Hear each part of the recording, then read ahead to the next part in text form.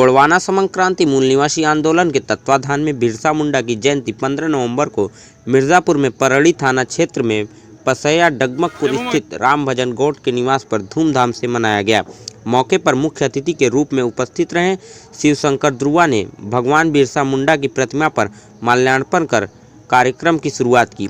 उन्होंने अपने संबोधन में कहा कि भगवान बिरसा मुंडा ने मौत को गले लगा लिया पर गुलामी पसंद नहीं की। आज हमें उनके पदचिन्हों पर चलते हुए भय मुक्त और भ्रष्टाचार को दूर कर समृद्ध झारखंड बनाने की जागरूकता है। कार्यक्रम में मुख्य रूप से रामजीत नेताजी, महेंद्र सिंह गौड़ आदि उपस्थित रहे। बड़े भैया प्रादेशिक भूमक जी शिवशंकर गौड़ जी ने यहाँ पर ढेर सारे पुरस्कार का प्रदान किए हैं। इस मंच की तरफ से उनको हार्दिक अभिनंदन और वंदन है और उनसे गुजारिश और रिक्वेस्ट है कि ऐसे भैया जी समाज में जनहित का पूरायास है। गुरु मेरी भक्ति, गुरु मेरी पूजा, गुरु विश्वास है, गुरु विश्वास है। गुरु चरणों में रहूं मैं हमेशा, यही मेरी आस है, मेरी आस है। अधिकार सत्ता के लड़के लड़ैया, अधिकार सत्ता के लड़के लड़ैया, अधिकार सत्ता के लड़के लड़ैया। हाँ संघ जुटवले हो बनी के खेवैया, संघ जुटवले हो बनी के खेवैया। के साथ जो बगावत का बिगुल फूका उन महान क्रांतिकारी महामानव को सत सत प्रणाम, सत सत नमन करता हूँ। साथियों, बात ये आती है कि यहाँ पे हम लोग अपने महापुरुषों को भगवान के श्रेणी में तो ला देते हैं और उनके आज जो है हमारे यहाँ अपने महापुरुष की जो है व्याख्या को सुनने के लिए लोग दिए हैं। इसलिए हमें जो है अपार खुशी है कि हमारे भाई हमारे बात को, हमारे जो है पूर्वजों को, अपने महापुरुषों को जो है सुनने के लिए इतना अमूल्य समय जो है दिए। यदि दिल को ये बात, ये प्रोग्राम नहीं लगता तो किसी के पास जो है कोई जो है गुलामी का वो नहीं है कि नहीं वो बैठ करके इतना समय तक ले आज हमारे सभा को अपने समाज के विषय में ये सब चीज को जानने के लिए इतना समय देते। और जितने जो है लोगों के पास काम है, धाम है, हर एक चीज है, लेकिन उसने भेजा था डॉक्टर संजय गौड़ को भेजा था, अक्षय लाल गौड़ को सारी कापियां उपलब्ध कराई थी जो नकटी मिसरौली, खान सिंह की पुरा और भी भटेवरा वगैरह की जो विसंगतियां आई थी, जिनके साक्ष्य हैं। जिला प्रशासन तो इतना निरंकुश हो गया है कि हमारे पास नागरिक रजिस्टर रहते हुए हमारे 1359 और 1356 पसली में हमारी जात लिखी होने के बाद भी हमारे द्वारा प्रस्तुत किए किसी साक्ष्य को वो कहीं भी व्याख्या में नहीं लेता है और अनाप शनाप प्रकार के बिना पेश के वो एक आरोप लगा देता है, हमारे आवेदन पत्र को निरस्त कर देता है कि इनके पूर्वज दाना भूजने और पानी भरने का काम करते हैं। प्रश्न यह है कि यह हर आदमी के पूर्वज, ब्राह्मणों के पूर्वज भीख मांगने के काम करते रहे हैं, किसी के पूर्वज खेत जोतने का काम कर रहे हैं। सवाल है जैसी जिसकी आर्थिक स्थिति रहे, व्यवसाय अपना परिवार चलाने के वैसा वो कार्य करता रहा है। हमारे पास मिर्जापुर के गौड़ों के पास 80% गौड़ों के पास भूमिहीन है, उनके पास जमीनें नहीं है। पुराने 1950 में जब महामहिम राष्ट्रपति ने शासनादेश जारी किया कि पाकिस्तान के बंटवारा होने के बाद हमारे देश में कितने नागरिक बचे हुए हैं जिनकी जात जागृति करने का कार्य कर रहे हैं। हमारा समाज आज इतना स्वार्थी और इतना लालची हो चुका है कि अगर इसको कुत्ते की तरह रोटी फेंक दो तो उसके पीछे दौड़ने लगता है। इसको इतना पता ही नहीं है, क्या मतलब कुत्ते की तरह तुम भगा कर भागेगा कि उसको रोटी मिल जाए। लेकिन उसको ये पता नहीं कि रोटी कहाँ से आती है, उस रोटी कहाँ से पैदा होती है, उस पर कब्जा करे, लेकिन वो टुकड़े के लिए भाग रहा है। तो आज हमारे समाज के तमाम बुद्धिजीवी लोग केवल प्रमाण पत्र की लड़ाई लड़ रहे हैं। तो निश्चित है कि वह प्रमाण पत्र लेने वाला व्यक्ति गुण नहीं हो सकता।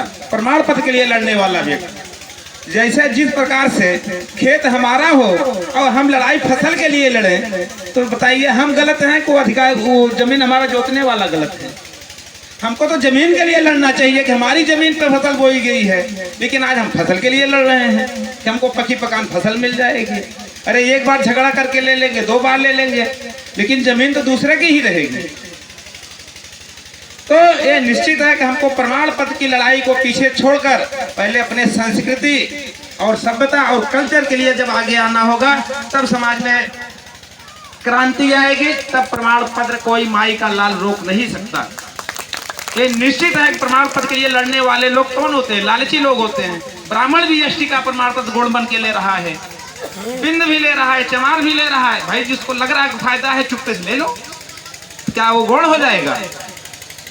लेकिन जो मूल होगा वो अपने संस्कृति के लिए पहले लड़ेगा, प्रमाण पत्र के लिए बाद में लड़ेगा, क्योंकि ये आरक्षण तो एक संवैधानिक है, लेकिन संस्कृति क्या है?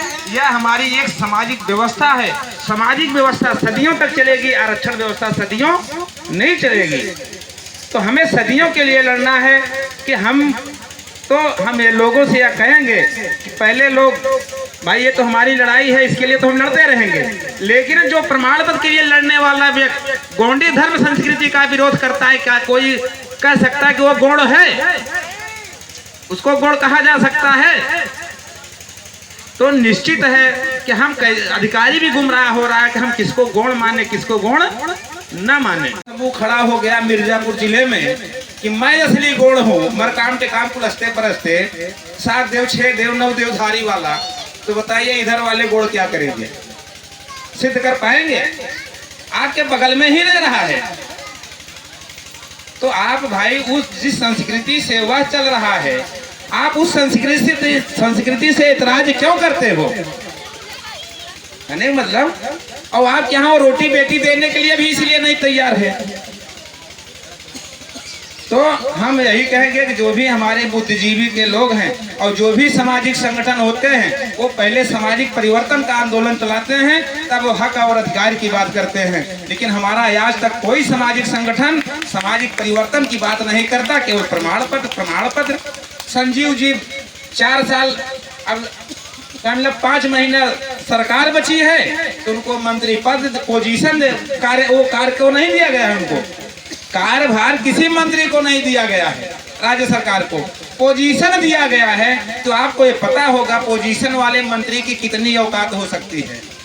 किसी को बीमार आदमी को सूट पैंट पहना के उससे काम करा सकते हैं क्या? तो ये सब पोजीशन के नेता हैं। पोजीशन वाला नेता कभी समाज का भला नहीं कर सकता। खेत में धो खड़ा करके थोड़ी देर के लिए चिड़िया को डरवा सकते हैं, लेकिन परमानेंट के लिए वो डरवा नहीं सकता। इसलिए इस समाज को जगाना होगा, उसको ये बताना होगा कि हमारी संस्कृति और हमारी सभ्यता हमारे प्रमाण पत्र के लिए खड़े हो। अगर जितना समय हम दूसरों के पीछे चलने पे लगा रहे हैं, अगर हर व्यक्ति, आज हमारे समाज के लोग गया जी का भात फानेंगे, 2 लाख रुपए खर्चा कर देंगे, क्या आप वो 2 लाख रुपए समाज को जगाने में अगर लगाए होते, माई का लाल कोई मिर्जापुर में क्या प्रमाण पत्र रोक देता?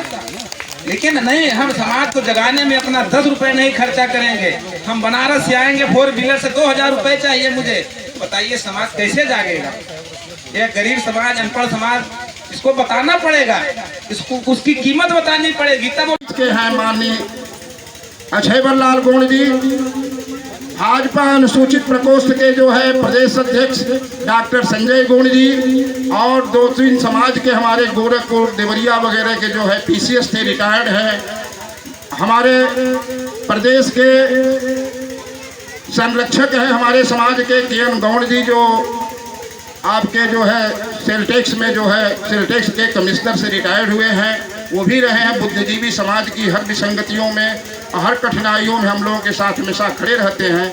हम लोगों ने 10 अक्टूबर को लखनऊ में मिर्जापुर की समस्याओं के बाद निकालने के बाद उसको सर्च करवाते रहे कि उस पर क्या लेखपाल ने रिपोर्ट लगाई, तहसीलदार की रिपोर्ट लगी कि नहीं लगी। अगर लगी तो अगर पक्ष में लगी है तो बहुत अच्छी है, नहीं पक्ष में लगी है तब भी आपकी रिपोर्ट निकल जाती है पोर्टल से, उसकी प्रिंट निकलवाइए और इसके बाद आगे की कार्रवाई उनके खिलाफ FIR की कार्रवाई मुख्यमंत्री के पोर्टल पे डालने की कार्रवाई किया जाए।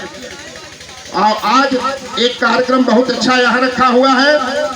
दूसरा कार्यक्रम जो है धरना प्रदर्शन का शासन वहाँ पे जिले में रखा है। जिले में अनायास धरना प्रदर्शन करने से हमारे समाज के प्रति जो है दुर्भावना और भी पैदा होगी जिला प्रशासन की।